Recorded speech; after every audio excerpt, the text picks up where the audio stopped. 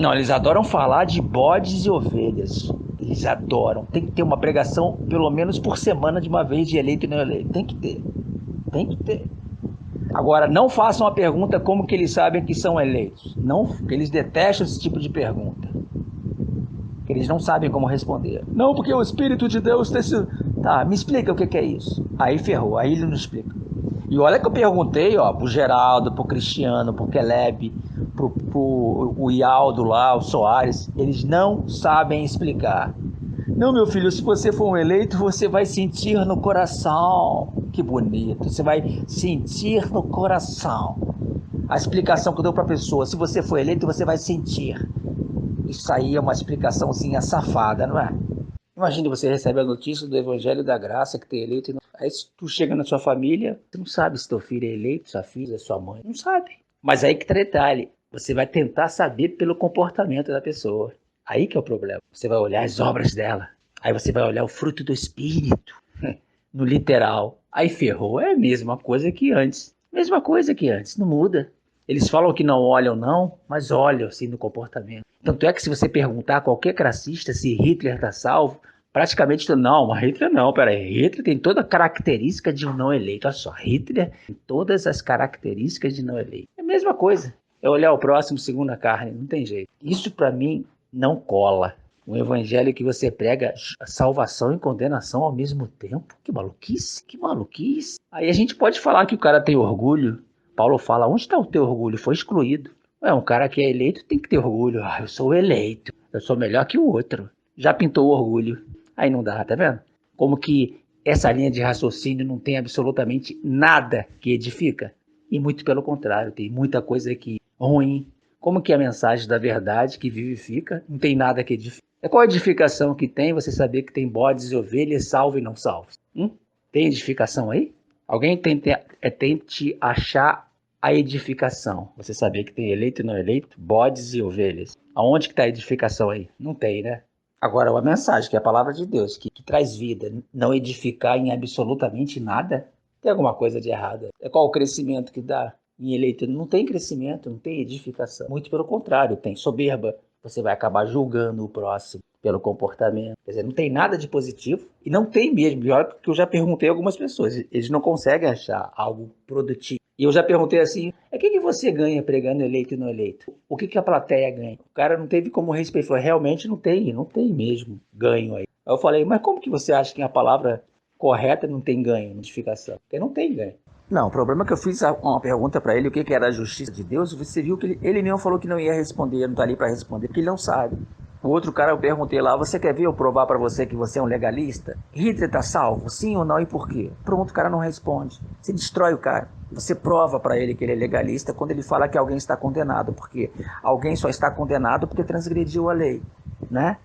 Se transgrediu a lei, está baseado na lei e não em Cristo. Pronto, você destrói o cara rápido. Fulano está condenado? Ah, claro, por quê? Porque ele é assassino. Ah, é assassino? Assassinar é transgressão da lei, sim. Então, se ele não fosse assassino, ele seria salvo? Sim, então você é legalista. É simples, cara. Você prova pro cara que ele é legalista na hora. Aí o que acontece? O cara não responde.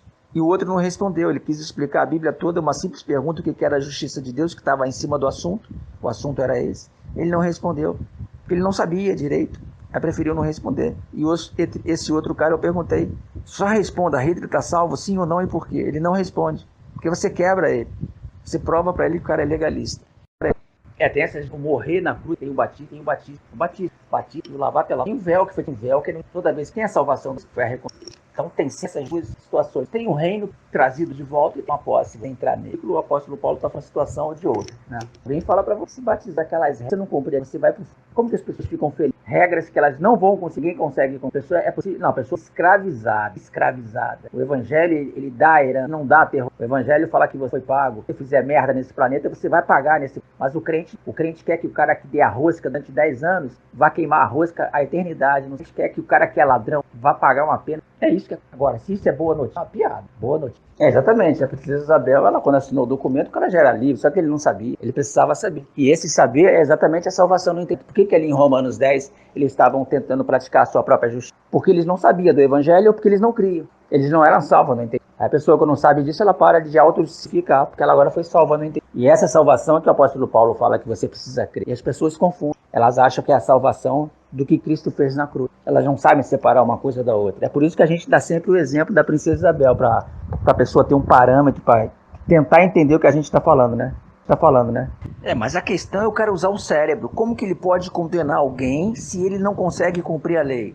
Eu estou tentando, eu só vejo X vídeos de vez em quando. Caramba, cara, é demais, né?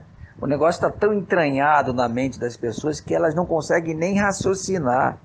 Eu não precisaria de versículo, não. Só usar o raciocínio. Opa, tem alguma coisa errada aqui. Peraí, tem alguma coisa errada. Eu tenho que ver isso, que tem alguma coisa errada. A partir de então, quando eu vejo que tem alguma coisa errada, eu vou investigar. O que está errado? Que assim não pode ser. Não pode ser assim porque senão ninguém se salva. Tem alguma coisa errada aqui. O Silvio lembra lá em Gálatas. A gente ficou anos. Opa, tem alguma coisa errada aqui. A gente não sabia explicar, mas sabia que tinha alguma coisa errada. Tem alguma coisa errada aqui. Aí a partir daí o teu cérebro fica aberto para você ter outras possibilidades. Porque você quer entender aquilo ali. Do jeito que tá, ninguém se salva. Então, tá errado. É assim que funciona. Aí você investiga. Quando você investiga com honestidade, buscando a verdade, você pesquisa e vai acabar encontrando. Mas demorou anos, né? O Silvio sabe, o Mário, anos para a gente chegar a essa conclusão. Mas chegamos. Depois que chegou também, ninguém tira mais. Aí o cara quer seguir uma regra de um evangelho que ele se condena a família dele. Cara, isso é loucura. É por isso que o apóstolo Paulo falou em Gálatas, vocês estão enfeitiçados. O que está acontecendo com vocês? Vocês são doidos? O cara ficou aborrecido, né? Mas eu já estou tão escaldado com isso já, com essa linha de raciocínio medíocre, que já me faz mal só de escutar um cara querendo fazer um contraponto que não tem sentido nenhum. É um sofrimento, né, cara? Sim, Gálatas é fundamental. Porque você vê que o apóstolo Paulo não está falando de comportamento em Gálatas. Ele está falando para pessoas que caíram da graça porque estavam se justificando pela lei. Ele não está falando vocês caíram na graça porque vocês transgrediram a lei, porque vocês fumam, bebem e adulteram. Ele está falando exatamente, vocês caíram da dependência de Cristo quando vocês tentam usar da lei para se salvar ou condenar o próximo. Quando você condena o próximo, você está usando da lei. E isso é prostituição, adultério, embriaguez, porque pela lei ninguém se salva. Como que eu vou usar da lei se ninguém se salva? Não é pela lei o caminho. É errado o caminho da lei. Eu não tenho como usar a lei, não é a lei. Não é pelo cumprir da lei e transgredir a lei que salva o homem. Os caras não conseguem entender isso, porque eles levam isso logo para a libertinagem, cara. Até os gracistas, idiotas, chamaram a gente de libertino porque estavam pregando isso. Não, a gente só está dizendo que não é pela lei. Se não é pela lei, como que eu vou condenar alguém pela lei? Não tem sentido. Por isso que eu falo, o cérebro da gente tem que raciocinar um pouquinho, porque não tem sentido. É por Cristo, outra coisa. É algo que já aconteceu. É por isso que a gente dá o exemplo da Lei Áurea. O negro, ele não volta a ser escravo porque ele mata 300 mil pessoas. Se você chamar o negro de escravo que matou 300 mil pessoas, você vai preso porque você vai estar transgredindo a lei da Carta de Alforria, a lei da abolição, a lei do Brasil. Não tem nada a ver uma coisa com a outra. Então, se usar o só que eles levam, quer dizer que eu posso roubar, matar e adulterar, sempre isso. Então eles estão querendo dizer que eu tenho que deixar de matar, roubar e adulterar para ir para o céu. Ou seja, eles estão dizendo que o caminho é por mim. Eu tenho que fazer alguma coisa. Se a pessoa parar e tentar usar o cérebro, só raciocinar, porque elas ficam muito presas nos versículos que incutiram na mente delas versículos de condenação. Elas não raciocinam. Apesar que quando a pessoa quer a verdade e é honesta, ela para ouvir. Mas a maioria é desonesto, cara. A maioria dos crentes a maioria é desonesto. Eles não querem saber da verdade.